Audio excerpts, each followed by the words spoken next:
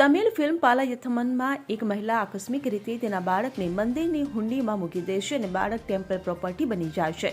ત્યારે તમિલનાડુના ચેન્નઈ નજીક તિરુપુરમાં અરુલમિગુ કંડાસ્વામી મંદિરમાં આવી જ ઘટના ઘટવા પામી હોવાનું સામે આવ્યું છે. જેમાં તમિલનાડુના વિનયયાગુપુરમનો રહેવાસી દિનેશ નવેમ્બરમાં પરિવાર સાથે મંદિરમાં દર્શન કરવા આવ્યો હતો. આ દરમિયાન ખિસ્સામાંથી પ્રસાદ કાઢતી વખતે તેનો આઈફોન દાનપેટીમાં પડી ગયો હતો. આ પછી તેણે મંદિર પ્રશાસનનો સંપર્ક કર્યો અને મોબાઈલ પરત કરવા કહ્યું. ત્યારે મંદિર પ્રશાસને કહ્યું કે દાનપેટી 2 મહિનામાં એકવાર ખોલવામાં આવે છે.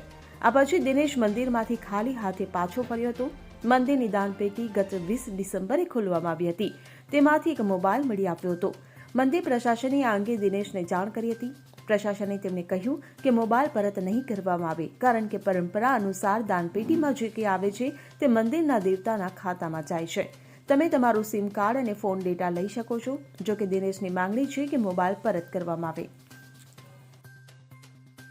Bureau report CN24 news.